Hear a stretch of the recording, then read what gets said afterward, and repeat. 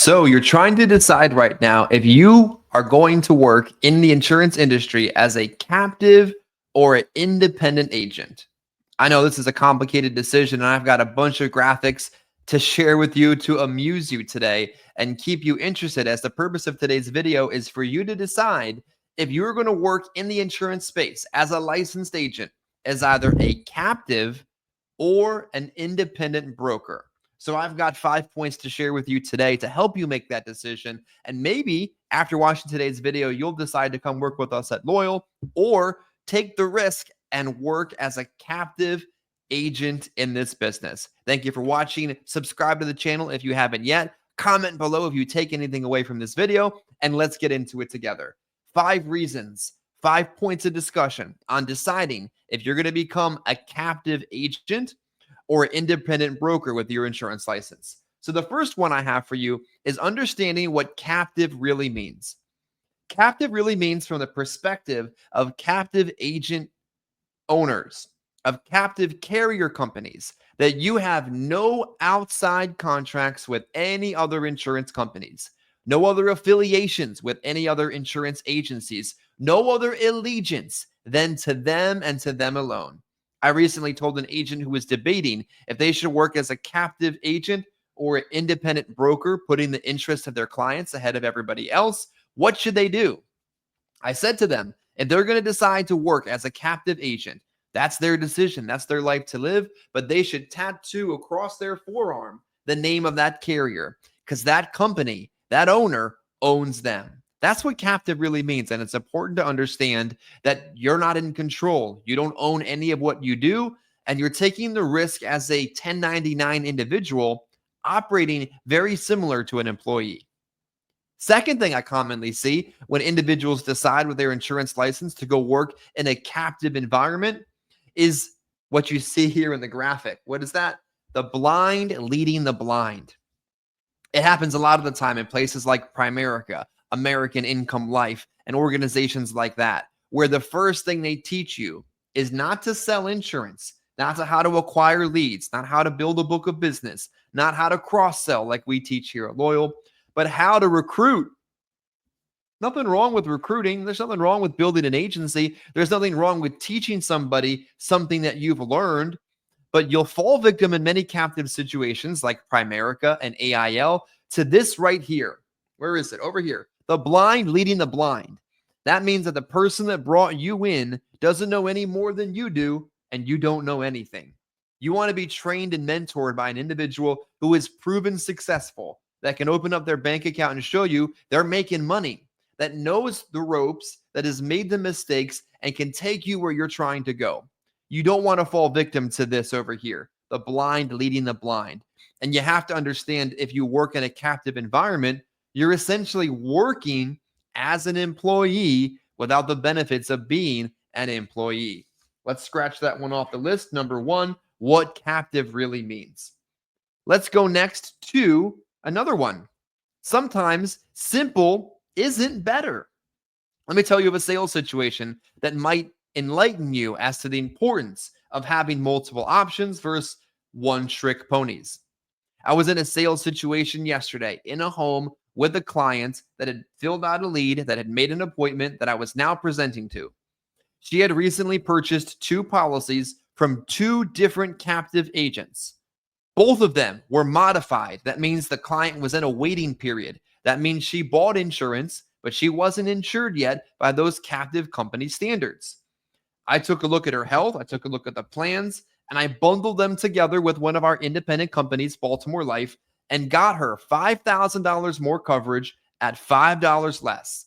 Most important, though, she was no longer in a waiting period. Beauty of that, the decision was right on the spot. The process was simple. She's covered. I'm paid. On to the next one.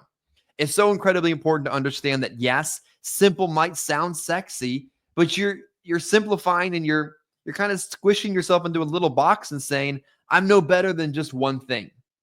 This isn't monogamy here. This isn't a marriage here. This is a business. Imagine another way. You walk into Target today thinking, I need a couple different things. I need some new socks. I need a new shirt.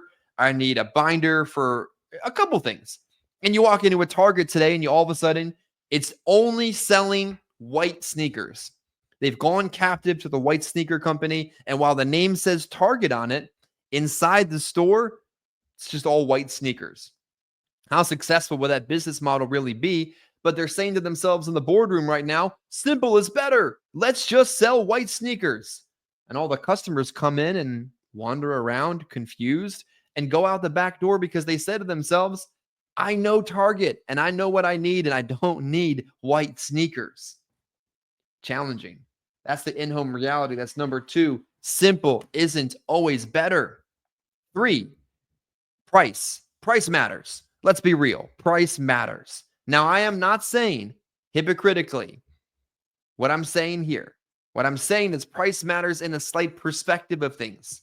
You got to be able to offer an ultra competitive premium. You got to be able to offer liberal products that can cover clients in different health situations. You got to be able to do what's right in multiple different situations, and price does matter. The clients that we're sitting with and selling are on a fixed income. And if you're selling something super expensive and then there's something better, I mean, the odds that someone's going to get behind you and put them in a better plan are there. Could it not happen? Maybe, but price does matter. It's incredibly important for you to understand that price is a thing. We're selling a standardized product. Paying more doesn't get you necessarily a better quality of something. There are values, there are riders, there are things to consider, but price is important. Being in that top competitive tier will keep you competitive, keep your clients happy, get them better coverage. And if you choose to be captive, price goes completely out the window. So keep that in mind. And number 3, the importance of price as an independent broker versus deciding to be a captive agent where price isn't a thing anymore. You have to sell on sizzle and hope no one better gets in the door. Saying price doesn't matter is kind of like saying, what kind of dog is it? It doesn't matter. It's just a dog. Well, price absolutely matters. So let's make sure as we consider your options on deciding to be captive or independent, chained to a single product and essentially an employee, but operating as a 1099, or building your own business, that in number 3, price does kind of have some importance in the success, profitability, and benefits you provide your client. All right, next, let's talk about ownership. The 4th important thing for you to look at when you decide if you're going to become a captive agent or an independent broker, a senior market fiduciary, is ownership. Now, when you're an employee of a company, you get a paycheck, you get benefits, you get a retirement, you get time on and time off, and the peace of mind that really, as long as you show up and do your job right, the paycheck never fluctuates. But you have no illusion of ownership. You're simply an employee, and you recognize that. But when you are working as a captive agent, the story is a little bit different. All right, where were we? We're talking about ownership now, right? We're talking about making a decision between working captive or working independent, working with multiple products to put your client in the best situation possible, or working captive. So let's talk about ownership. I think one of the most important things in this business is that when you're owning your business, you're building your business, you own your business. If you're paid directly by an IMO, they kind of own your business. If you're paid directly by a single carrier and you don't work with anyone else because you're not allowed to work with anybody else, guess what? You don't own it. You can't sell it. You can't pass it down. You can't do anything. And if they tell you otherwise, I have them put it in writing, have your lawyer sign it, have their lawyer sign it, and still don't believe it. If you're paid in a single channel by a single place, really what separates you from being an employee at that point? Not much. Well, actually less than an employee because you're not getting any of the benefits and peace of mind and stress-free nature of being an employee. When you own it and you own it, it's worth the stress. Let's go to the next one. Let's go to changes and flexibility. Well, I think the next most important thing to understand when you make your decision between working as an independent agent, building your agency, your business, maybe under the flag or the umbrella of another IMO, there's plenty of great ones out there.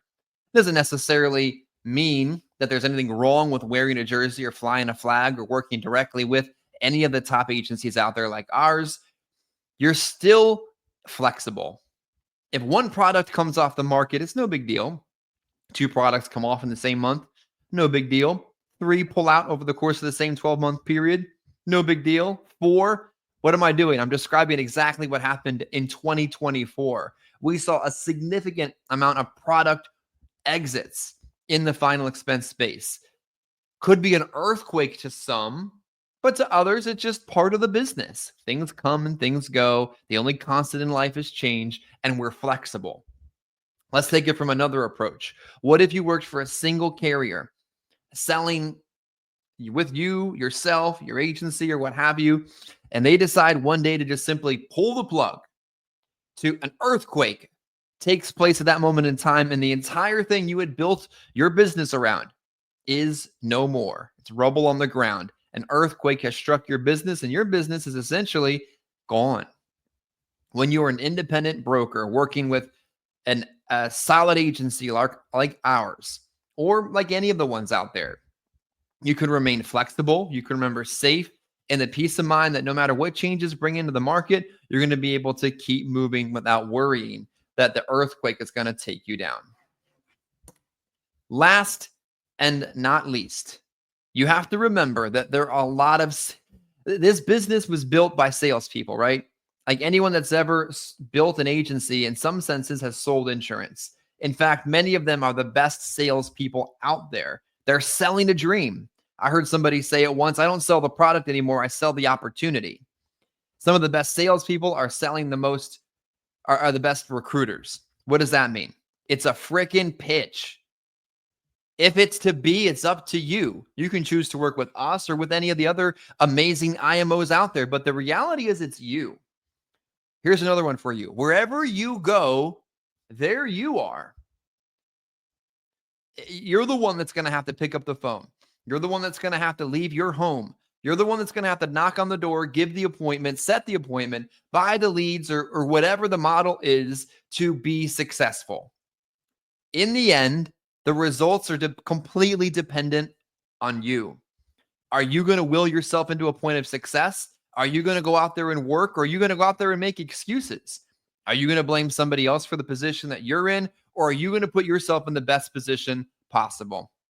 My thoughts to share with you today is that to put yourself in the best position possible, you need to own your business. You need to be an independent agent partnered with an amazing agency offering multiple competitive products, learning that once you built your base and final expense, you can add Medicare, you can add annuities, you can build your own agency. Not the blind leading the blind, mind you, but someone who knows what they're doing, now teaching others. So you decide, captive or independent. Hopefully this video today has given you a couple bits of information to make that decision.